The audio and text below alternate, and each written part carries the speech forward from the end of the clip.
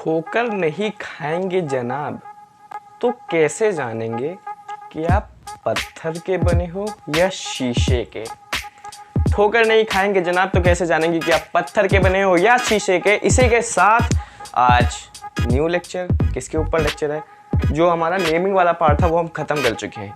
Carboxylic acid तक पहुंचते पहुंचते हमारा फंक्शनल ग्रुप के साथ का नेमिंग का पार्ट भी खत्म हो चुका था, यानी नोमेनक्लेचर, जिसे आप लोग नोमेनक्लेचर कहते हो, वो हमारा खत्म हो चुका है। आज क्या है, आज जो लास्ट में पार्ट है थ्योरेटिकल, जहां से क्वेश्चंस बनते हैं। देखो इस चैप्टर में खाली ये जो लास्ट का पार्ट बचा वही थ्योरेटिकल बचा है, और इसी चैप्टर से बनते हैं, इसी पार्ट से बनते हैं क्वेश्चंस। तो इस पार्ट की करनी है प्रैक्टिस। इस पार्ट को मैंने 2 लेक्चर्स में डिवाइड करा है। आज हम पढ़ेंगे some important chemical reactions of carbonic compounds या कार्बन कंपाउंड्स, और दूसरे वाले लेक्चर में पढ़ेंगे हम सम इंपॉर्टेंट कार्बन कंपाउंड्स। जैसे इस वाले लेक्चर में हम तीनों प्रकार के, यानी 3 टाइप्स की रिएक्शन पढ़ेंगे, एडिशन से लेके, सब्स्टिट्यूशन से लेके कंबशन रिएक्शन। जो आपको पता है केमिकल कंपाउंड्स यानी कार्बन कंपाउंड्स रिएक्ट करते हैं या ऐसी रिएक्शन शो करते हैं, वो आज इस लेक्चर में पढ़ेंगे। फिर सेकंड लेक्चर में क्या है, सम इंपॉर्टेंट कंपाउंड्स, जिसमें आपके अल्कोहल दिया है, अल्कोहलिक एसिड दिया है, इथेनॉल, इथेनॉइक एसिड दिया है, ठीक है, उसको पढ़ेंगे। उन दोनों को पढ़ने के बाद लास्ट में, उसी लेक्चर के लास्ट में, सोप्स एंड डिटर्जेंट्स को भी मैं क्या करूंगा, आपको ब्रीफ कर दूंगा उसके बारे में। इसी के साथ 2 लेक्चर्स में, आज से ये वाला लेक्चर और इसके अगले लेक्चर में चैप्टर ये फिनिश हो जाएगा, ठीक है। उसके बाद सम इंपॉर्टेंट क्वेश्चंस है ना, some important chemical reaction, some important compounds and फिर सम इंपॉर्टेंट क्वेश्चंस, यानी मोस्ट इंपॉर्टेंट क्वेश्चंस की वीडियो आएगी इन दोनों लेक्चर के बाद। तो चैप्टर कंप्लीट होने वाला है, लास्ट पार्ट है, ध्यान से पढ़ना, कॉपी पेन निकाल के, बिना टाइम वेस्ट करे चलिए थ्योरी शुरू करते हैं, ठीक है। हेडिंग डालेंगे, हेडिंग क्या डालेंगे, केमिकल रिएक्शंस, ठीक है। थ्योरी का पार्ट है, अच्छे से हेडिंग डाल के, अच्छे से नोट बना के सारे रिएक्शन, तीनों टाइप के रिएक्शन बारी बारी हम कवर कर लेंगे। केमिकल रिएक्शंस, इसके साथ आप लिख देना ऑफ कार्बन कंपाउंड्स। क्या, केमिकल रिएक्शंस ऑफ, चलो मैं लिख देता हूँ, ऑफ कार्बन कंपाउंड्स। चलो पहली रिएक्शन, ठीक है, जो हमें पढ़नी है वो है कंबशन रिएक्शन। कौन सी रिएक्शन, अभी सबको डिटेल में भी पढ़ेंगे, अभी नोट डाउन कर लो कंबशन रिएक्शन, ठीक है। ऐसे जब नोट डाउन कर ले तो बाद में रिवाइज करने में आसानी होती है। सेकंड, सब्स्टिट्यूशन रिएक्शन, ठीक है, इस सब के आगे रिएक्शंस लगा देना, सब्स्टिट्यूशन रिएक्शन, ठीक है। और थर्ड है मोस्ट इंपॉर्टेंट, जहां से क्वेश्चन बना है, वो है एडिशन रिएक्शन, ठीक है। आई होप आपने ये तीनों रिएक्शन का नाम कम से कम पहले सुना होगा, क्योंकि सिलेबस तो अब तक सबका थोड़ा थोड़ा कवर हो ही चुका होगा, ये चैप्टर भी लोगों ने पढ़ा होगा। तो इन तीनों रिएक्शंस का आई होप आपने नाम सुना होगा, अगर नहीं भी सुना होगा तो आज के बाद ये तीनों रिएक्शंस आपको याद रहेंगी। क्या रहेंगी, थोड़ी सी मैं ब्रीफ यहीं दे देता हूँ कि जो कंबशन रिएक्शन है वो दोनों कार्बन कंपाउंड्स दिखाते हैं, यानी सैचुरेटेड भी दिखाते हैं, अनसैचुरेटेड भी दिखाते हैं। अब ये तो पता नहीं कि सैचुरेटेड और अनसैचुरेटेड क्या है। सैचुरेटेड कंपाउंड्स वो होते हैं जिनमें सिर्फ एल्केनिक कंपाउंड्स आते हैं, यानी एल्केन्स आते हैं, सिंगल बॉन्ड वाले सैचुरेटेड कंपाउंड्स बनाते हैं। अनसैचुरेटेड कंपाउंड्स वो होते हैं जो एल्कीन और एल्काइन बनाते हैं, यानी डबल बॉन्ड और ट्रिपल बॉन्ड वाले सारे कंपाउंड्स को एक अलग कैटेगरी में बांट दिया है, वो है अनसैचुरेटेड कंपाउंड्स। तो saturated single bond, unsaturated double bond and triple bond, ठीक है। तो कंबशन रिएक्शन जो है वो दोनों प्रकार के कंपाउंड्स दिखाते हैं। सब्स्टिट्यूशन रिएक्शन एक ऐसी रिएक्शन है जो सिर्फ सैचुरेटेड कंपाउंड्स दिखाते हैं, और एडिशन रिएक्शन एक ऐसी रिएक्शन है जो सिर्फ अनसैचुरेटेड कंपाउंड्स दिखाते हैं। तो इतनी बात पहले नोट करें, ये जो बोर्ड पे लिखिए, जो मेन बातें हैं, कंबशन रिएक्शन सिर्फ दोनों सैचुरेटेड अनसैचुरेटेड, सब्स्टिट्यूशन सिर्फ सैचुरेटेड, एडिशन सिर्फ या ओनली अनसैचुरेटेड कंपाउंड्स, ठीक है। अब क्या दिखाते हैं, कैसे दिखाते हैं, क्या कंबशन रिएक्शन होती है, कैसे सैचुरेटेड अनसैचुरेटेड दिखाते हैं, क्या सब्स्टिट्यूशन है, कैसे सैचुरेटेड सब्स्टिट्यूशन दिखाते हैं, और क्या एडिशन है, कैसे अनसैचुरेटेड एडिशन दिखाते हैं, अब डिटेल में सब पढ़ते जाएंगे। तो इसको मिटाता हूं मैं और अब डालता हूं हेडिंग कंबशन रिएक्शन, फिर आइए उसे डिटेल में समझते हैं, ठीक है। डिटेल में काफ़ी थियोरेटिकल पार्ट है और काफ़ी आसान पार्ट भी है, ठीक है। अगर चीज़ों को ढंग से समझ लिया तो फिर दिमाग में बैठ ही जाएगी, बस 1-2 बार रिवीजन करने का काम रह जाएगा। थ्योरेटिकल पार्ट में, केमिस्ट्री में अगर समझ में आ जाए चीज़ें तो ज़्यादा रटना नहीं पड़ता है, लेकिन अगर समझ में ना आए ना फिर वो रटना ही पड़ता है। जैसे मैंने देखा कुछ लोग इसको रट के जाते हैं, लेकिन आइए समझते हैं इसे। कंबशन रिएक्शन पहली,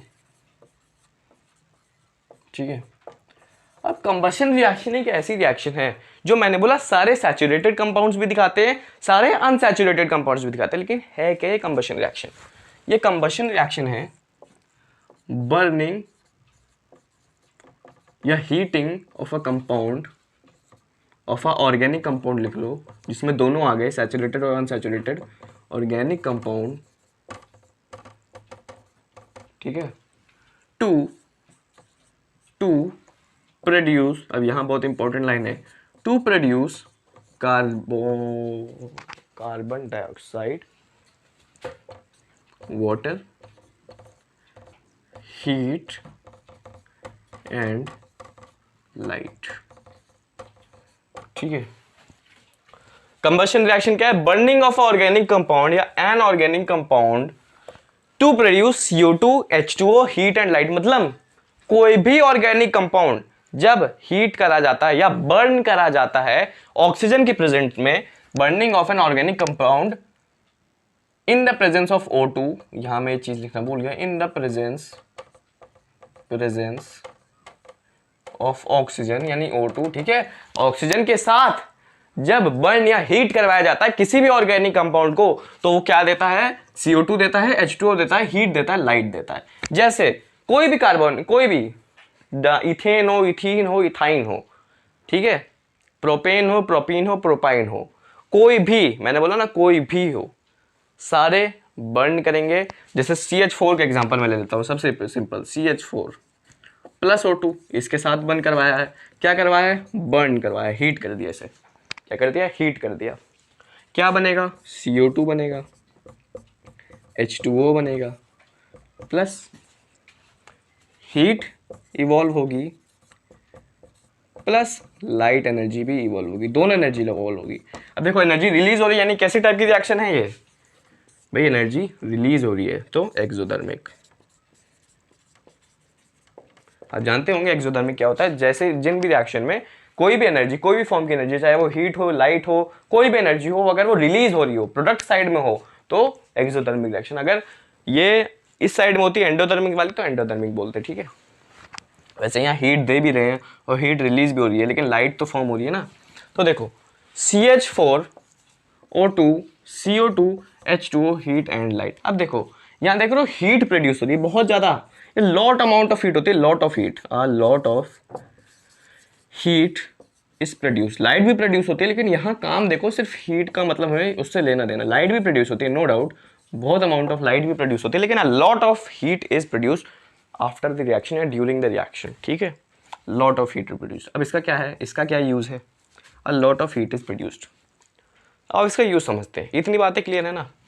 combustion, burning of an organic compound in the presence of oxygen to produce CO2 H2O heat and light. एक एग्जांपल भी दिखा दिया, CH4 O2 CO2, कोई भी यहाँ पे कोई भी ऑर्गेनिक कंपाउंड हो, बनेगा यही और ये, ठीक है। अब बैलेंस करने की बात है, जैसे यहाँ देखो 2 आएगा और यहाँ भी मेरे ख्याल से 2 आएगा, क्योंकि देखो H4 है, यहाँ H4 हो गया, 2O और 2O हो गया 4O, 2 + 2 4O, कार्बन तो हर जगह एक ही है, तो बैलेंस भी कर सकते हो आप। बस कोई भी, मतलब यहाँ पे अगर मैं C2H6 भी रख देता तभी CO2 H2 हो ही प्रोड्यूस होते और heat and light he produce होती। बस बैलेंसिंग में थोड़ा सा चेंज आ जाता, वो आप खुद भी कर सकते हैं। बैलेंसिंग मैंने काफी बार सिखा दी, समझ में आ गई बात? तो रिएक्शन अगर लिखनी होगी तो आप लिख सकते हैं एक्सोथर्मिक रिएक्शन होती है क्योंकि हीट एंड लाइट प्रोड्यूस हो रही है, a lot of heat is produce, light भी प्रोड्यूस होती है, लेकिन a lot of heat is produced. अब इसका क्या मतलब है हम समझने जा रहे हैं, इसका कहीं ना कहीं यूज भी है, ठीक है। आइए उसको समझते हैं। कंबशन रिएक्शन चल रही है, a lot of heat is produced, ठीक है। इतना अगर क्लियर है तो आने वाली चीजें तो थ्योरेटिकल है, वो भी क्लियर हो जाएगी। अब देखो मैं आपको एक चीज बताने जा रहा हूँ जो बहुत इंपॉर्टेंट है और नोट्स में जानी चाहिए। मैंने बोला सैचुरेटेड अनसैचुरेटेड दोनों क्या होते हैं? कंबाइन करते हैं, फॉर्म करते हैं। जो सैचुरेटेड कंपाउंड्स होते हैं, जो सैचुरेटेड कंपाउंड्स होते हैं, जो सैचुरेटेड कंपाउंड्स होते हैं उनमें लेस अमाउंट ऑफ कार्बन होता है, less amount of carbon as compare to unsaturated compounds. मतलब जब हम सैचुरेटेड कंपाउंड्स को अनसैचुरेटेड के साथ कंपेयर करें तो अनसैचुरेटेड में less amount of carbon percentage होता है, मतलब जो CH4 है ना उसमें लेस अमाउंट ऑफ कार्बन है रेदर देन C2H6, मतलब कोई भी आप C3H6 जो भी है, इथेन ले लो, ठीक है। मतलब as compare to unsaturated compounds they have less amount of carbon. अब ये जो लेस अमाउंट ऑफ कार्बन है ना वो कंप्लीटली ऑक्सीडाइज हो जाता है, completely oxidised, completely oxidised by O2। अब देखो ऑक्सीजन की भी जो प्रेजेंस है एयर में वो कम है, सिर्फ 21% है, और क्योंकि कार्बन का अमाउंट भी लेस है तो क्या होता है कार्बन कंप्लीटली ऑक्सीडाइज हो जाता है, मतलब सारी ऑक्सीजन के साथ मिलकर कंप्लीटली ऑक्सीडाइज हो जाता है और कंप्लीट फॉर्म में, प्योर फॉर्म में हीट प्रोड्यूस होती है। इसलिए सैचुरेटेड कंपाउंड्स में लॉट ऑफ प्रोड्यूस हीट होती है और क्या होती है एकदम ब्लू फ्लेम। अब ये क्या मतलब है ब्लू फ्लेम, इसको पहले नोट डाउन करो। Completely oxidised by O2, lot amount of heat is produced, ठीक है, तो ब्लू फ्लेम होती है। ब्लू फ्लेम क्या चीज़ है, फ्लेम देखे ना कभी, फ्लेम में एक आउटर वाली जो चीज़ होती है, आउटर वाली आपने कभी देखा हो, मोमबत्ती का भी देखा हो, ये जो आउटर वाली होती है कभी कभी ब्लू होती है, ठीक है, मोस्टली जो इनर वाली होती है वो येलो होती है, और ये वाली, मैं नॉर्मल कैंडल की फिल्म की बात कर रहा हूँ, और ये वाली जो होती है बीच वाली ब्लैक होती है। इसका मतलब क्या है, ये जो ब्लू वाली है वहाँ पे lot of amount of heat है, येलो वाली में थोड़ा कम और ब्लैक वाली में बिल्कुल कम नहीं, ये नॉर्मल कैंडल की फ्लेम होती है। ये जो ब्लू फ्लेम क्या बताती है, ब्लू फ्लेम बताती है कि lot of amount of heat जो बहुत ज़्यादा है, और जो ऑक्सीजन है ना वो कंप्लीटली ऑक्सीडाइज होके large amount of heat produce कर रहा है। तो यहाँ से हमें पता चल गया ब्लू फ्लेम। अब इसका यूज़ कहाँ है, आपके गैस स्टोव में इसका बहुत यूज़ है, ठीक है। और एक और चीज़ बता दो, जो आपकी LPG होती है, LPG गैस सिलेंडर जो होता है वो ब्यूटेन से बना होता है, वो ब्यूटेन से बना होता है। ये बहुत इंपॉर्टेंट चीज़ है, नोट हो जाए नोट्स में। जो आपका गैस सिलेंडर यानी LPG होता है वो ब्यूटेन से बना होता है, और ब्यूटेन आप सब जानते हो, ब्यूटेन ये होता है C4H10। तो ये ब्यूटेन क्या करता है, जैसे आप इसको जलाते हो ऑक्सीजन आता है प्रेजेंट, और वो ऑक्सीजन क्या होता है इससे कंप्लीटली रिएक्ट होके ब्लू फ्लेम देता है। जो आपके गैस स्टोव में ब्लू फ्लेम आती है वो इसी ब्यूटेन जब ऑक्सीडाइज हो जाता है ऑक्सीजन से, तब ये आपकी gas stove pure blue flame देती है। तो ये इतनी बातें समझ में आना बहुत ज़रूरी है, बहुत ज़्यादा ज़रूरी है। मैं एक बार फिर से रिकैप कर देता हूँ, चीज़ समझ में आनी चाहिए। देखो, सैचुरेटेड हाइड्रोकार्बन के पास लेस अमाउंट ऑफ कार्बन होता है एज कंपेयर टू अनसैचुरेटेड, तो ये क्या होता है कंप्लीटली ऑक्सीडाइज हो जाता है। और जब भी कोई चीज कंप्लीटली ऑक्सीडाइज होती है, लॉट ऑफ हीट प्रोड्यूस होती है, तो ब्लू फ्लेम प्रोड्यूस होती है। जो आपका LPG होता है वो ब्यूटेन से बना होता है। तो जब आप गैस स्टोव ऑन करते हो तो जब इसका ऑक्सीडाइजेशन रिएक्शन होता है ऑक्सीजन के साथ, जब ये रिएक्ट करता है तो क्योंकि less amount of carbon completely हो जाएगा तो एकदम ब्लू फ्लेम देता है, वही आपकी गैस स्टोव में प्यूरी ब्लू फ्लेम जलती है, ठीक है। अब देखो ये ब्लू फ्लेम देता है, लेकिन अगर लेस अमाउंट ऑफ कार्बन मैं कर दूं, लेस अमाउंट ऑफ एयर या लेस अमाउंट ऑफ ऑक्सीजन कर दूं, बात समझो। देखो, अगर मैं ऑक्सीजन के अमाउंट को ही कम कर दूं या एयर को कम कर दूं, एब्सेंस ऑफ एयर में जलाऊं इसको, तो क्या होगा, ये सूती फ्लेम देगा। क्या देगा, सूती फ्लेम। सूती फ्लेम वही होती है आपकी ब्लू वाली फ्लेम, ठीक है। बात समझो, मैंने क्या बोला, ऑक्सीजन के साथ कंप्लीटली ऑक्सीडाइज हो जाता है ना, लेकिन मैंने अब इस ऑक्सीजन को ही घटा दिया। अब क्या करेगा ये, जब मैंने ऑक्सीजन को ही घटा दिया, एब्सेंस ऑफ एयर में इसकी बर्निंग करवाई, कंबशन करवाया, तो क्या होगा, अब तो ये ब्लू फ्लेम देगा नहीं, क्योंकि अब तो ऑक्सीजन कम हो गया। कार्बन तो चलो थोड़ा ही है, लेकिन ऑक्सीजन और कम कर दिया, कार्बन से भी कम कर दिया, तो पूरी तरह से ऑक्सीडाइज होगा ही नहीं। तो पूरी तरह से ऑक्सीडाइज नहीं होगा और हमें सूती फ्लेम देगा। सूती फ्लेम वही येलो वाली होती है। उस येलो वाली फ्लेम का क्या मतलब है, सारा कार्बन जला नहीं है, कुछ कार्बन बच भी गया है, ब्लैक स्मोक भी फॉर्म हो रहा है।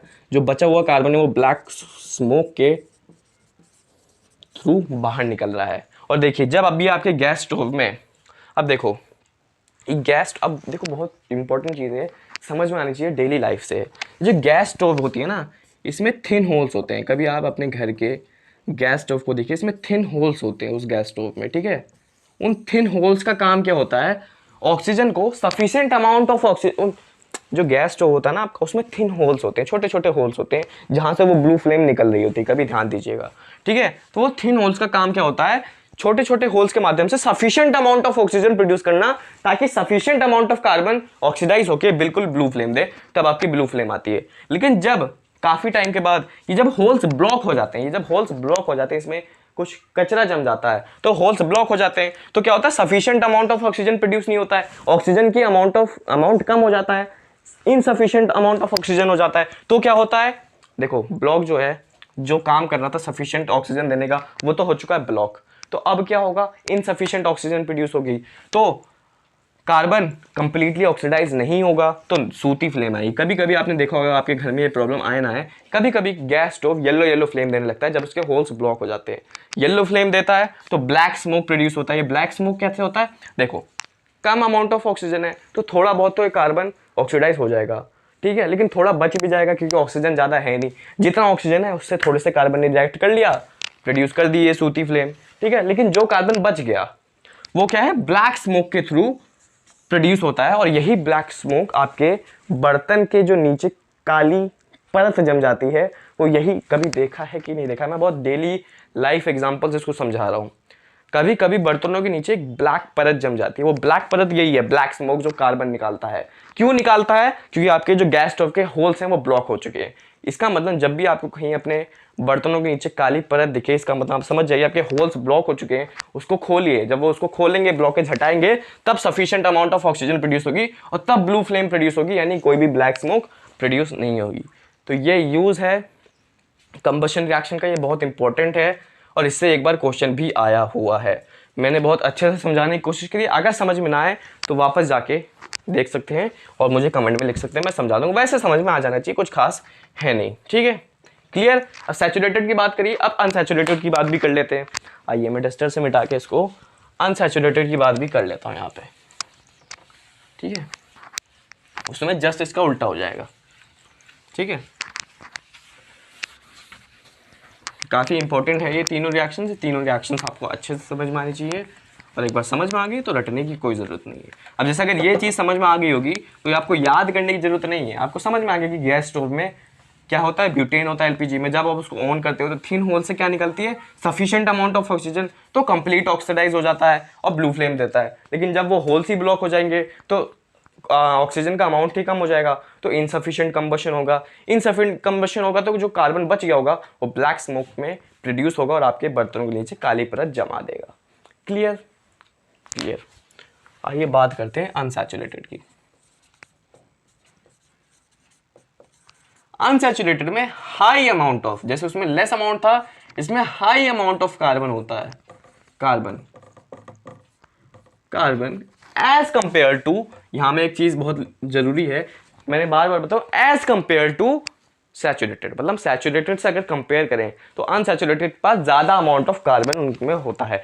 दो कार्बन्स होते हैं ना, डबल बॉन्ड होते हैं, तो ज्यादा अमाउंट ऑफ कार्बन्स होता है, ठीक है। अब इससे क्या होगा, देखो ऑक्सीजन का जो अमाउंट है वो सिर्फ 21% है, एयर में 21% है सिर्फ, आप सभी ये जानते हैं, ठीक है।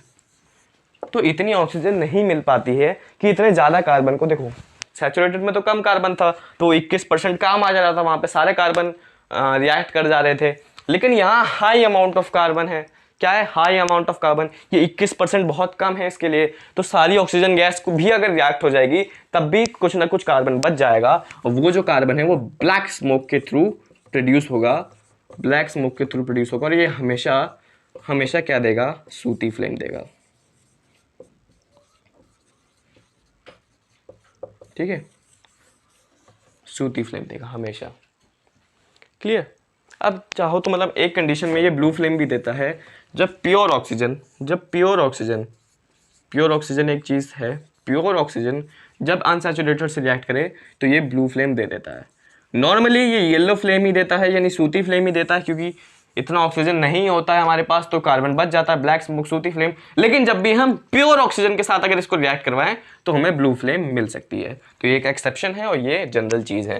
तो अगर सैचुरेटेड समझ में आ गया तो अनसैचुरेटेड कुछ खास नहीं है, ज़्यादा अमाउंट ऑफ कार्बन है, ऑक्सीजन कम है हमारे पास, कुछ कार्बन बच जाएगा, वो ब्लैक स्मोक प्रोड्यूस करेगा, कंबशन होगा जब, और सूती फ्लेम प्रोड्यूस होगा। लेकिन एक केस में जब हम प्योर ऑक्सीजन के साथ रिएक्ट करवाएं अनसैचुरेटेड कंपाउंड को तो ब्लू फ्लेम हमें मिल जाती है। तो ये है पूरा कंबशन, ये पूरा कंबशन, यहाँ कंबशन क्लियर हो जाता है। बच्चे वहीं पे छोड़ देते हैं कि CH4 + O2 CO2 + H2O + heat + light. लेकिन कंबशन यहाँ जाके ख़त्म होता है और यहाँ से क्वेश्चंस बहुत ज़्यादा बनते हैं, लिटरली बहुत ज़्यादा क्वेश्चंस यहाँ से बनते हैं। कंबशन से इतने क्वेश्चंस बन सकते हैं, अभी देखना एडिशन और सब्स्टिट्यूशन से और बन सकते हैं, खासकर एडिशन। अभी मैं सिखाऊंगा एडिशन लास्ट में, ठीक है, कि एडिशन से कैसे प्रकार के क्वेश्चन आ रखे हैं बोर्ड्स में, बन सकते नहीं है, आ रखे हैं, ठीक है। तो ये है कंबशन, ये आप नोट डाउन करें, ठीक है। और फिर हम शुरू करेंगे आपका क्या नाम है, सब्स्टिट्यूशन, ठीक है। तो अगर ये क्लियर है तो चलिए मैं आपको यहीं पे सिखा देता हूँ अपना क्या है लास्ट जो अगला है, सब्स्टिट्यूशन रिएक्शन, ठीक है। तो सब्स्टिट्यूशन रिएक्शन अब हम पढ़ने जा रहे हैं। अब बहुत ही ईजी है और आराम से हो भी जाएगी। देखो एडिशन सबसे इम्पोर्टेंट है, उसके बाद सब्स्टिट्यूशन, उसके बाद एडिशन। देखो एडिशन सबसे इंपॉर्टेंट, उसके बाद आपकी ये कंबशन जो मैंने अभी पढ़ाया। सब्स्टिट्यूशन तो आप तुरंत समझ जाओगे, उसमें कुछ ज़्यादा खास है नहीं।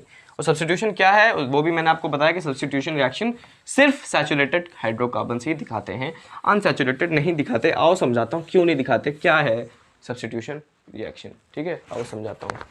देखो मैं आपको बताऊँ, पहले हेडिंग डालते हैं सब्स्टिट्यूशन रिएक्शन, फिर इसको समझते हैं। Substitution reactions,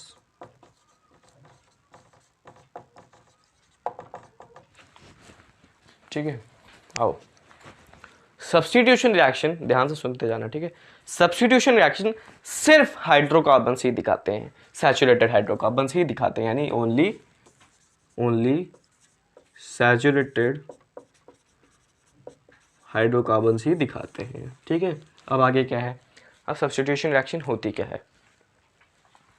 देखो सैचुरेटेड हाइड्रोकार्बन जो होते हैं बहुत हाईली अनरिएक्टिव होते हैं, क्योंकि उनमें कार्बन कार्बन सिंगल बॉन्ड होता है, तो वो अनरिएक्टिव होते हैं। बस इतना समझ लो, अनरिएक्टिव होते हैं।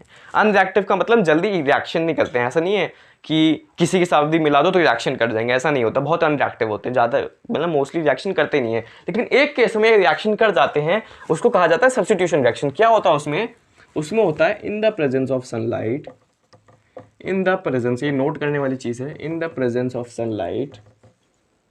अभी समझाऊंगा सब्स्टिट्यूशन रिएक्शन क्या होती है, पहले समझ लो किससे करवाई जाती है। इन द प्रेजेंस ऑफ सनलाइट, ठीक है। सैचुरेटेड हाइड्रोकार्बन्स, SHC लिख रहा हूं, समझ है ना। Saturated hydrocarbons react with chlorine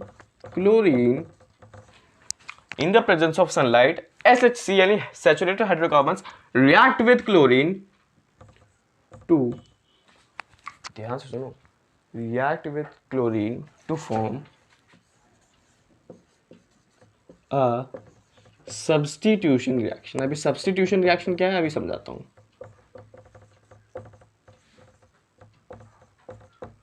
ठीक है। पहले इसको समझो। सैचुरेटेड हाइड्रोकार्बन क्या होते हैं, बहुत अनरिएक्टिव होते हैं, लेकिन एक केस में रिएक्ट करवा देते हैं in the presence of sunlight with chlorine, ठीक है। इन the presence of sunlight with chlorine ये क्या करते हैं, सब्स्टिट्यूशन रिएक्शन शो करते हैं। अब सब्स्टिट्यूशन रिएक्शन क्या है, ठीक है। Reactions in which one or more hydrogen atoms, one or more hydrogen atoms are displaced कह लो, substitute कह लो, displaced by other atoms like Cl2 यानी like क्लोरीन, ठीक है।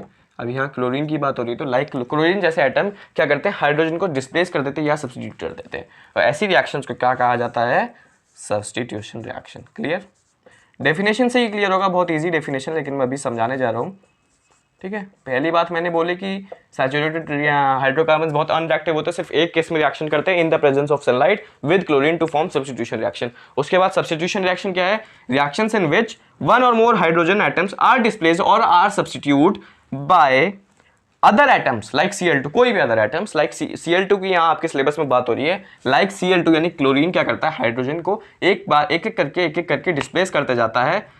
ऐसी रिएक्शन को कहा जाता है सब्स्टिट्यूशन रिएक्शन, ठीक है। और ये सब्स्टिट्यूशन रिएक्शन क्लोरीन के साथ हो रही है, तो इसका अदर नेम भी है, कॉमन नेम, ये आप याद कर लीजिए, कभी कभी पूछ भी लेता है।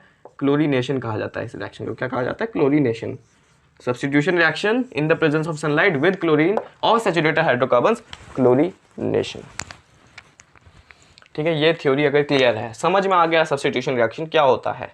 ठीक है, बहुत अच्छे से मैं खुद लिख लिख के आपको नोट्स बनवा रहा हूँ, थ्योरी बनवा रहा हूँ, क्योंकि बहुत थियोरेटिकल है, बहुत लॉजिकल है, बहुत कंसेप्चुअल है, याद ना करना पड़े इसके अच्छा समझ लो, नोट्स बना लो, काम आएगा आपके। क्लियर। आइए अब देखते हैं क्या होता है इसमें। देखो पहली बात तो अगर अब आपके दिमाग में हो रहा है कि सबसे सैचुरेटेड ही क्यों करते हैं, क्योंकि अनसैचुरेटेड हाइड्रोकार्बन ऐसे ही एटम से रिएक्ट करके एडिशन रिएक्शन करते हैं, ये सब्स्टिट्यूशन रिएक्शन नहीं करते, ये भी रिएक्ट करते हैं इन जैसे आइटम से, लेकिन ये एडिशन रिएक्शन करते हैं, जो हमारा नेक्स्ट टॉपिक है। ये सब्स्टिट्यूशन रिएक्शन नहीं करते अनसैचुरेटेड, ये एडिशन रिएक्शन करते हैं। Saturated substitution reaction, unsaturated addition reaction, combustion दोनों, सैचुरेटेड अनसैचुरेटेड दोनों करते हैं। क्लियर। आइए अब मैं दिखाता हूँ एक रिएक्शन के माध्यम से क्या है, बस ये लास्ट पार्ट, इसमें कुछ ज़्यादा एप्लीकेशंस नहीं है। जो मैंने कंबशन में पढ़ाया था ना गैस स्टोव वाला, ऐसा सब्स्टिट्यूशन में कोई भी एप्लीकेशन नहीं है। एडिशन में आपको मिलेंगे काफ़ी सारे एप्लीकेशंस, वो तब पढ़ाऊंगा, इसमें कुछ एप्लीकेशन नहीं है। बस देखो रिएक्शन के थ्रू आप समझ जाओगे कि क्या है ये, तो जल्दी से उसे समझ लेते हैं, फिर आगे बढ़ते हैं एडिशन रिएक्शन। मैं बार बार बोल रहा हूँ एडिशन रिएक्शन इंपॉर्टेंट है, बहुत ज़्यादा इंपॉर्टेंट है। ठीक है, वहाँ से क्वेश्चन बनते हैं और काफ़ी बार बने भी हैं। चलो ये रिएक्शन मैं क्या लिखूँ, CH4, फिर से मीथेन ले रहा हूँ, बच्चों को ईजी समझ में आता है। ठीक है, और सिलेबस में आपका और भी ज़्यादा कुछ है भी नहीं, यही है। CH4 सैचुरेटेड है, CH4 का फॉर्मूला आप सभी को पता है, मीथेन की बात है, एल्केन है, सैचुरेटेड हाइड्रोकार्बन है। मैंने क्या करा, इसे Cl2 के साथ रिएक्ट करवा दिया। ठीक है, इन द प्रेजेंस ऑफ सनलाइट। ठीक है, अब क्या होगा, ये क्लोरीन एटम क्या करेगा, एक हाइड्रोजन को डिस्प्लेस कर देगा। भाई Cl2 गैस से करवाया तो Cl क्या करती है, हाइड्रोजन रिएक्शन को 1 by 1, मेरे साथ बोलो 1 by 1 डिस्प्लेस करती जाती है। तो अब क्या बनेगा, एक हाइड्रोजन एटम यहां से डिस्प्लेस हो जाएगा और एक क्लोरीन एटम आ जाएगा, और ये हाइड्रोजन जो यहाँ डिस्प्लेस हो चुका है वो इस वाले एक क्लोरीन से मिलके HCl बना लेगा। बोलो क्लियर है। ये होती है सब्स्टिट्यूशन रिएक्शन। मेरे ख्याल से रिएक्शन के माध्यम से आपको और समझ में आ चुकी होगी। ठीक है, क्या है, CH4Cl, ये क्लोरीन क्या करेगा, 1 by 1, एकदम से नहीं कर देगा, 1 by 1, जैसे पहले एक हाइड्रोजन को करेगा, CH3HCl बनाएगा, फिर अगर एक और क्लोरीन के साथ इसको रिएक्ट करो तो फिर ये CH2Cl2 बनाएगा, फिर एक और के साथ करोगे तो CHCl3 बनाएगा, ऐसे करता है। ठीक है, 1 by 1 करता है, जैसे पहले एक हाइड्रोजन को डिस्प्लेस करा, H3 बनाया, फिर H2 बनाया, फिर H बनाया। ठीक है, और फिर एक और हाइड्रोजन को इसको डिस्प्लेस करके क्या बना लेगा, CCl4 बना लेगा। तो ऐसे होती है सब्स्टिट्यूशन रिएक्शन, ये नहीं एकदम से, पहले एक क्लोरीन करेगा, CH3Cl बनाएगा, फिर अगर और करवाना है आपको तो और करिए, CH2Cl2 बनेगा, फिर एक और क्लोरीन इस हाइड्रोजन को डिस्प्लेस करके Cl3 बना लेगा, फिर एक और क्लोरीन बचे हुए हाइड्रोजन को डिस्प्लेस करके Cl4 बना लेगा। तो ये होती है सब्स्टिट्यूशन रिएक्शन, कि क्लोरीन क्या कर रहा है, हाइड्रोजन को 1 by 1 डिस्प्लेस करते जा रहा है और अपना कंपाउंड बनाते जा रहा है इन द प्रेजेंस ऑफ सनलाइट। तो ये कंपाउंड्स बनाया जा सकता है। ये है पूरा substitution of methane, substitution reactions of methane है ये पूरा, कि मीथेन को हमने प्योरली या कंप्लीटली सब्स्टिट्यूट कर लिया विद क्लोरीन। क्या बना लिया, CH3Cl, फिर CH2Cl2, फिर CHCl3, फिर CCl4, ये आखिरी कंपाउंड है, वो शुरुआत वाला कंपाउंड है। ये है पूरी, बस इतनी ही है सब्स्टिट्यूशन रिएक्शन। जितनी बातें आपको समझनी है खाली इतनी है, इससे आगे आपके सिलेबस में है नहीं और इससे ज़्यादा आपको समझने की जरूरत भी नहीं है। क्लियर। तो अगर सब्स्टिट्यूशन रिएक्शन खत्म यानी क्लियर, तो अब बारी है एडिशन की, तो आप इसे नोट डाउन करें, फिर मैं एडिशन भी यहीं पे समझाता हूँ। ठीक है, अगर क्लियर है तो चलो मैं समझा ही देता हूँ यहाँ पे एडिशन रिएक्शन भी, जो इजी सी है, कुछ हार्ड है नहीं उसमें, और आपको समझ में आ जाएगी तुरंत। तो चलिए एडिशन रिएक्शन में भी पढ़ते हैं अब।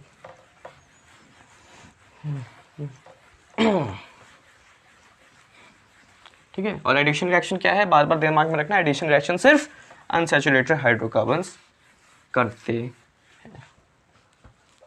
चलिए थर्ड टाइप की रिएक्शन है, जो आखिरी रिएक्शन आज हमें पढ़नी है इस लेक्चर में, वो है, मैं अनसैचुरेटेड लिख रहा हूँ यहाँ पे, वो है एडिशन रिएक्शन। दिमाग में वही चल रहा है कि सिर्फ अनसैचुरेटेड हाइड्रोकार्बन्स ही करते हैं। ठीक है, यहाँ लिख भी लीजिए आप कोने में कि ओनली अनसैचुरेटेड हाइड्रोकार्बन्स। ठीक है, ये याद रहना चाहिए हमेशा। चलिए अब एडिशन रिएक्शन क्या होती है? Reactions of unsaturated hydrocarbon with another substance, या इसको मैं कह सकता हूँ addition of another substance with क्या नाम है, अनसैचुरेटेड हाइड्रोकार्बन, जिसमें अनदर सब्सटेंस H2 हो सकता है, Cl2 हो सकता है, Br2 यानी ब्रोमीन हो सकता है। ये सारे सब्सटेंस जब ऐड करवाते हैं हम, यानी जब रिएक्ट करवाते हैं अनसैचुरेटेड हाइड्रोकार्बन से, तो क्या होता है, to form a single product, एक ही प्रोडक्ट बनता है, सिंगल प्रोडक्ट। क्या बनता है? सिंगल प्रोडक्ट बनता है। Reactions of unsaturated hydrocarbon with another substance H2Cl2 Br2 to form a single product is known as addition reaction। अब देखो addition reaction क्या है? Characteristic property. सब्स्टिट्यूशन रिएक्शन भी क्या थी? कैरेक्टरिस्टिक प्रॉपर्टी ही थी। कैरेक्टरिस्टिक प्रॉपर्टी मतलब जब ये रिएक्शन हो जाती है तो रिएक्शन होने के बाद उस कंपाउंड की सारी प्रॉपर्टी डिसाइड करती है। ये रिएक्शन मतलब जो कंपाउंड बनने वाला है उसकी सारी प्रॉपर्टीज डिसाइड करती है, यानी कैरेक्टरिस्टिक प्रॉपर्टी है। ठीक है, सब्स्टिट्यूशन रिएक्शन भी थी सैचुरेटेड हाइड्रोकार्बन की, ये है अनसैचुरेटेड हाइड्रोकार्बन की। अब होता क्या है, देखो इसमें क्या होता है, रिएक्शन में यही लिख देता हूँ, इसमें कोई भी आप उठा लो, जैसे मैं सबसे कोई भी मतलब अनसैचुरेटेड हाइड्रोकार्बन मान लो इथीन उठा लूँ, जो सबसे पहला है CH2 डबल बॉन्ड CH2, यही है इथीन। मैं क्या करूँगा, हाइड्रोजन इसमें ऐड कर दूंगा, H2 ऐड कर दूंगा, कोई भी ऐड कर सकता हूँ, ब्रोमीन, क्लोरीन, Br2, आपके में खाली हाइड्रोजनेशन है। कभी नाम सुना है हाइड्रोजनेशन ऑफ ऑयल्स या वेजिटेबल ऑयल्स? अभी सब समझाऊंगा। हाइड्रोजनेशन है आपके में सिर्फ, तो हाइड्रोजन ही ऐड करेंगे। देखो क्या बनेगा। पहली बात तो एक कैटलिस्ट के प्रेजेंस में होता है जो है निकल। निकल का कैटलिस्ट क्या है, जो रिएक्शंस को करवाते हैं, अपने मन मुताबिक समझा चुका हूँ। निकल यहाँ पे यूज़ कर रहे हैं हम, ठीक है। और हीट भी होती है, हीट भी इवॉल्व होती है इसमें, ठीक है। एंडोथर्मिक टाइप की रिएक्शन है, मैं बोल रही ना एंडोथर्मिक रिएक्शन, एंडोथर्मिक टाइप की रिएक्शन है।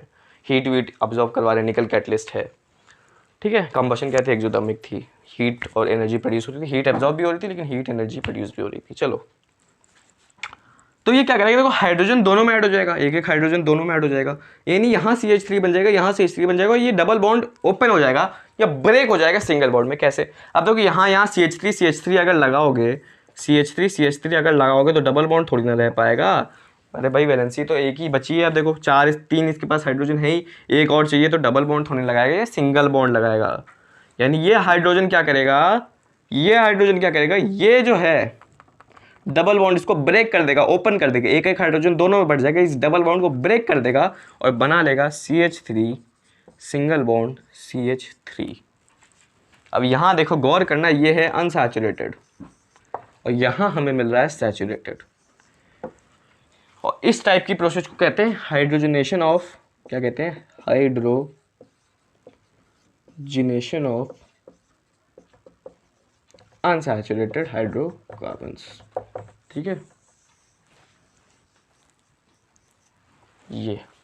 ये बात, हाइड्रोजन ऐड हो तो hydrogenation of unsaturated hydrocarbon to give saturated hydrocarbon, यानी यहां से कंक्लूजन निकल गया कि अनसैचुरेटेड हाइड्रोकार्बन्स हाइड्रोजनेशन जब होता है इनका, तो ये क्या काम फॉर्म करते हैं, सिंगल प्रोडक्ट फॉर्म करते हैं। वो प्रोडक्ट क्या है, सैचुरेटेड हाइड्रोकार्बन।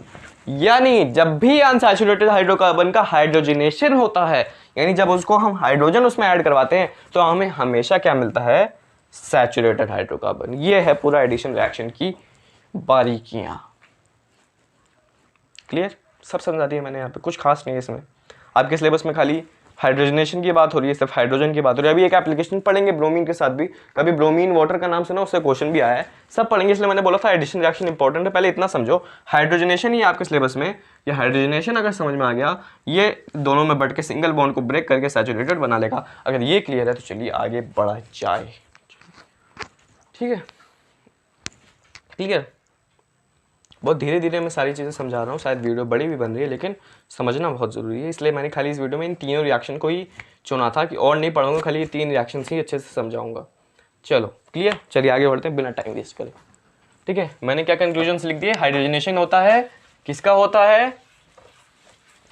है, इनका होता है, अनसैचुरेटेड का होता है, और क्या मिलता है, सैचुरेटेड मिलता है। हाइड्रोजनेशन मतलब हाइड्रोजन ऐड करते हैं अनसैचुरेटेड में, ठीक है, क्लियर। तो इतनी बातें क्लियर हैं। तो और एप्लीकेशंस पढ़ते हैं इसकी, क्या क्या एप्लीकेशंस है, ठीक है। एप्लीकेशन इसकी बहुत इंपॉर्टेंट है, समझना बहुत ज़रूरी आना चाहिए। बस लास्ट पार्ट बचा है अब इस वीडियो का, जिसमें एप्लीकेशन और एक ब्रोमीन वाटर वाला चीज़ हमें ख़त्म करनी है, फिर ये पूरा टॉपिक भी ख़त्म हो जाएगा। चलो जल्दी से एप्लीकेशंस भी पढ़ लें। एप्लीकेशन में मुझे खाली इतना ही समझाना है कि ये जो अनसैचुरेटेड होते हैं ये वेजिटेबल्स ऑयल होते हैं, वेजिटेबल ऑयल्स, ठीक है। और जो सैचुरेटेड फॉर्म होते हैं वो वेजिटेबल घी होती है। अरे कभी वनस्पति घी का नाम सुना है? Vegetable oils, unsaturated hydrocarbon, vegetable ghee, saturated. मतलब ये जिस रिएक्शन की हमने बात करी इसको हम वेजिटेबल ऑयल भी कह सकते हैं, और इसको हम एनआई और हीट के प्रेजेंस में इसको ये जो फॉर्म हुआ सैचुरेटेड, इसको हम वेजिटेबल घी भी कह सकते हैं, ठीक है। ये क्या होता है, लिक्विड होता है रूम टेम्परेचर पे, और ये क्या होता है, सॉलिड होता है रूम टेम्परेचर पे। मतलब जब भी किसी वेजिटेबल ऑयल का हाइड्रोजनेशन होगा, जब भी वेजिटेबल ऑयल का हाइड्रोजनेशन होगा, यानी जब भी इसमें हाइड्रोजन ऐड करेंगे तो ये क्या बनेगा, वेजिटेबल घी बनेगा। ये लिक्विड होता है, ये सॉलिड होता है। अनसैचुरेटेड, सैचुरेटेड, हाइड्रोजनेशन यानी H2 को ऐड कर रहे हैं, यही रिएक्शन, इसी टाइप की रिएक्शन बनेगी। जितने भी अनसैचुरेटेड है उसको वेजिटेबल ऑयल कह सकते हैं, लिक्विड है। ये एक एप्लीकेशन है, समझना बहुत जरूरी है। हाइड्रोजनेशन करा, सॉलिड बना, वेजिटेबल घी बना, सैचुरेटेड है जो, इसको वनस्पति घी भी कहते हैं। पता नहीं आपने नाम सुना कि नहीं सुना, ठीक है। तो ये डेली लाइफ से ये भी जुड़ा, जैसे कंबशन जुड़ा था गैस स्टोव वाला एग्जांपल, ये भी डेली लाइफ से जुड़ा। इसको कहा जाता है क्या कहते हैं इसे, ये बहुत अच्छा है, good for health, good for health, ठीक है। ये फैट्स भी कह सकते हैं इसे। सैचुरेटेड, इसमें क्या है, अनसैचुरेटेड, कभी नाम सुना होगा, एनसीईआरटी में सब नाम लिख रखे हैं बहुत ही हाई लैंग्वेज में, जो आपको बच्चों को समझ नहीं आते। इनसे अनसैचुरेटेड, इसमें क्या है, फैटी एसिड्स हैं, ठीक है, अनसैचुरेटेड है। और इसमें क्या है, इसमें सैचुरेटेड फैटी एसिड्स हैं, सैचुरेटेड फैटी एसिड्स हैं। तो कहा जाता है जो अनसैचुरेटेड फैटी एसिड्स हैं वो गुड फॉर हेल्थ होते हैं, और जो सैचुरेटेड फैटी एसिड्स हैं वो हार्मफुल फॉर हेल्थ होते हैं, ठीक है। अगर हार्मफुल फॉर हेल्थ कब है, हार्मफुल फॉर हेल्थ कब है, जब आप इन प्योर चीज़ों को बहुत लार्ज अमाउंट में कंज्यूम कर लो, ठीक है। यही वेजिटेबल ऑयल ये सारे आपके हैं जो आप कुकिंग में यूज़ करते हैं, ये सारी वेजिटेबल घी है, ठीक है। लेकिन इसमें सैचुरेटेड एसिड्स होता है, फैटी एसिड्स। तो अगर ज़्यादा अमाउंट में आप इसको कंज्यूम कर लेंगे तो हार्मफुल है, ये तो गुड फॉर हेल्थ है, कुकिंग में ये यूज़ होता है, ठीक है। वेजिटेबल ऑयल की बात हो रही है, तो ये है इसका एक एप्लीकेशन, बहुत इंपॉर्टेंट, ठीक है। अगर ये आपको क्लियर है तो चलिए एक और एप्लीकेशन जो लास्ट बचा है, ये एप्लीकेशन क्लियर होना चाहिए। इसके बाद एक लास्ट एप्लीकेशन बचा है जो है अपना ब्रोमीन वाटर से रिलेटेड, ठीक है। ब्रोमीन वाटर से रिलेटेड जो मैं आपको समझाना चाह रहा हूँ, उसमें क्या है आइए बताता हूँ उसे भी। ब्रोमीन क्या है, मतलब क्वेश्चन आ चुका है, ये जो मैं आप समझाने जा रहा हूँ उसमें काफ़ी बार बोर्ड्स में क्वेश्चन पूछ लिया है, क्योंकि ये तो ये चीज़ एनसीईआरटी में लिखी है, सारे बच्चे इसे पढ़ के चले जाते हैं, तो ये बोर्ड वाले पूछते नहीं है। लेकिन एक चीज़ जो इसी से रिलेटेड है वो एनसीईआरटी में नहीं लिखी है, जो पूछ लेते कभी कभी, ठीक है। वो क्या है, वो सिंपल है, जैसे मैंने बोला ना, क्लोरीन के साथ भी हो सकता है, हाइड्रोजन के साथ भी हो सकता है, और ब्रोमीन के साथ भी हो सकता है, ऐसे एटम्स के साथ हो सकता है। तो आपके सिलेबस में खाली हाइड्रोजनेशन है हाइड्रोजन के साथ, लेकिन जब कभी अनसैचुरेटेड हाइड्रोकार्बन्स क्या होता है, ब्रोमीन के साथ भी ऐड करवा देते हैं, ठीक है। तो कुछ नहीं होता, ठीक है। क्या फॉर्म होता है वो आपके सिलेबस में नहीं है। ये एक चीज़ है कि ये क्या है, ये जो अनसैचुरेटेड हाइड्रोकार्बन, ये ब्रोमीन किस फॉर्म में होता है, ब्रोमीन वाटर के फॉर्म में होता है, ठीक है। ये ब्रोमीन वाटर का होता है brown colour, due to bromine water है, लिक्विड लिया, उसका ब्रोमीन वाटर का ब्राउन कलर है ड्यू टू ब्रोमीन क्या होता है, इसमें ब्राउन कलर इंपार्ट कर देता है। जब हम इस अनसैचुरेटेड हाइड्रोकार्बन के साथ इसका एडिशन करवाते हैं तो ये जो अनसैचुरेटेड हाइड्रोकार्बन क्या है, एल्कीन या एल्काइन, क्लियर। जब करवाते हैं तो ये ब्राउन कलर क्या हो जाता है, कलरलेस हो जाता है, ठीक है, क्या फॉर्म होता है ये आपके सिलेबस में नहीं है, बस ये जो जब हम करवाएंगे इसका रिएक्शन तो ये ब्राउन कलर बन जाएगा कलरलेस। क्वेश्चन आज बीच का है कि आप वेजिटेबल ऑयल और वेजिटेबल घी में कैसे डिस्टिंग्विश करेंगे on the basis of addition reaction. तो हम क्या करेंगे या फिर on the basis of bromine water उन्होंने दे दिया, तो हम क्या करेंगे, ब्रोमीन वाटर लेंगे, एक बार उसमें वेजिटेबल ऑयल करेंगे रिएक्ट, तो क्या होगा, उसका कलर चेंज हो जाएगा क्योंकि वेजिटेबल ऑयल अनसैचुरेटेड है। फिर एक बार वेजिटेबल घी के साथ करेंगे, वो सैचुरेटेड होता है, तो वो ब्रोमीन वाटर को ब्राउन ही रखेगा, कलरलेस नहीं करेगा। तो हम पहचान जाएंगे कि वेजिटेबल ऑयल आपका अनसैचुरेटेड है और वेजिटेबल घी सैचुरेटेड है। ऐसा क्वेश्चन आ रखा है एक बार बोर्ड में, क्वेश्चन समझ के ना, वो पूछ रहा है कि आप वेजिटेबल ऑयल और वेजिटेबल घी को कैसे बताएंगे कि कौन सा सैचुरेटेड है कौन सा अनसैचुरेटेड है on the basis of bromine water. तो हमने पहचान लिया कि ब्रोमीन वाटर जब भी अनसैचुरेटेड के साथ रिएक्शन करता है तो उसका कलर कलरलेस हो जाता है रिएक्शन के बाद, लेकिन सैचुरेटेड से करेगा तो कलरलेस नहीं होगा, ब्राउन कलर ही रहेगा। तो ऐसे क्वेश्चन आ चुके हैं, तो बता सकते हैं कि वेजिटेबल ऑयल क्योंकि रिएक्ट करवा जाता है कलरलेस हो जाता है तो ये अनसैचुरेटेड है, और क्योंकि वेजिटेबल घी कलरलेस नहीं करता है ब्राउन कलर ही रहता है तो सैचुरेटेड है। ऐसा क्वेश्चन आ चुका है। और एक और ऐसा क्वेश्चन आ चुका है कि आपको कंपाउंड्स दिए हैं, जैसे C3H8 दिया है, C2H6 दिया है, C3H6 दिया है, C4H8 दिया है। इसमें इस क्वेश्चन में आपसे बोल दिया कि इसमें कौन कौन से कंपाउंड ब्रोमीन वाटर को इफेक्ट करेंगे। इफेक्ट का मतलब ब्रोमीन वाटर का कलर चेंज करेंगे। तो आप सबको पता है एल्केन होगा या एल्काइन ही करेंगे, एल्केन नहीं करते। तो ये देखो, ये एक एल्केन है, ये देखो ये एक एल्केन है, और ये एक एल्कीन है, ये एक एल्कीन है, यानी C3H6 और C4H8। यहीं पर अगर मैं कोई एल्काइन भी ले लूँ, मान लो C2H4 ले लूँ, तो आप लिखोगे C2H4। ये तीनों क्या करेंगे, इफेक्ट करेंगे ब्रोमीन वाटर को, लेकिन ये नहीं करेंगे क्योंकि ये एल्केन है और ये तीनों एल्कीन और एल्काइन है, यही इफेक्ट करेंगे। ठीक है, तो ऐसा क्वेश्चन आया है। ठीक है, और ये बच्चे जो आजकल के हैं वो इसे याद भी कर लेते हैं। तो आजकल तो बहुत कम पूछ रहा है इसे, क्योंकि जब भी पूछ रहा था तब बच्चे इसे पढ़ के नहीं जाते थे। अब तो सबको पता चल गया कि ऐसे क्वेश्चंस पूछ लेता है, तो सभी इसको पढ़ा दे रहे हैं। और आजकल ये क्वेश्चंस कम आ रहे हैं, लेकिन आपकी नॉलेज में होना चाहिए, कभी भी पूछा जा सकता है। पिछले साल नहीं पूछा था, उससे पिछले भी साल नहीं पूछा था, क्या पता इस साल पूछ ले। ठीक है, ये एक इंपॉर्टेंट क्वेश्चन है इस पूरे एडिशन रिएक्शन में जो बोर्ड में पूछा गया बच्चों को फंसाने के लिए। बच्चों को अगर सिर्फ इतना पता हो कि ब्रोमीन वाटर ब्राउन कलर का होता है, रिएक्शन के बाद कलरलेस हो जाता है सिर्फ अनसैचुरेटेड हाइड्रोकार्बन की प्रेजेंस में, यानी जब एडिशन होता है तो ऐसा होता है। तो कोई किसी भी टाइप का अगर इसमें क्वेश्चन है तो आप कर लोगे सॉल्व, जैसे इस टाइप का था, वेजिटेबल ऑयल के टाइप का था। ठीक है, ऐसे क्वेश्चन। तो यहीं पर एंड होता है ये लेक्चर, एडिशन रिएक्शन खत्म। तो some important chemical reactions of carbonic compounds या ऑर्गेनिक कंपाउंड्स भी खत्म। इसके बाद लास्ट लेक्चर है इस चैप्टर का अगला, जिसमें हम इथेनॉल, इथेनॉइक एसिड और सोप्स एंड डिटर्जेंट्स की बात करने वाले हैं, और इस चैप्टर को एंड करने वाले हैं अगले लेक्चर में। फिर थोड़ा टाइम मुझे दीजिएगा ताकि मैं अच्छे से उस वीडियो को प्रिपेयर कर दूं, मोस्ट इंपॉर्टेंट क्वेश्चंस वाली। तो वो थोड़े टाइम के बाद कभी भी पब्लिश हो जाएगी, उसका वेट नहीं करेंगे, नया चैप्टर स्टार्ट कर देंगे, वो वीडियो मैं जल्द भी आपके लिए क्या कहते हैं प्रस्तुत टाइप का कर दूंगा। ठीक है, तो इस चैप्टर में या इस लेक्चर में सिर्फ इतना ही। मिलते हैं नेक्स्ट लेक्चर में। फिजिक्स भी चल रहा है, फिजिक्स भी अटेंड कर सकते हैं, केमिस्ट्री तो बढ़िया चल ही रहा है। ठीक है, और नेक्स्ट में मैं आपसे पूछना चाहता हूँ या कि नेक्स्ट चैप्टर में कौन सा स्टार्ट करूँ, मेटल्स नॉन मेटल स्टार्ट करूँ या पीरियोडिक क्लासिफिकेशन स्टार्ट करूँ, कोई भी कर सकता हूँ। तो उसमें कुछ ऐसा नहीं कि पहले करोगे तो फायदे में रहोगे। ये मैंने पहले इसलिए करवाया क्योंकि ये बहुत इंपॉर्टेंट था चैप्टर, इसलिए मैंने सोचा इसको मेटल नॉन मेटल के पहले करवा दूँ, कार्बन वाला चैप्टर।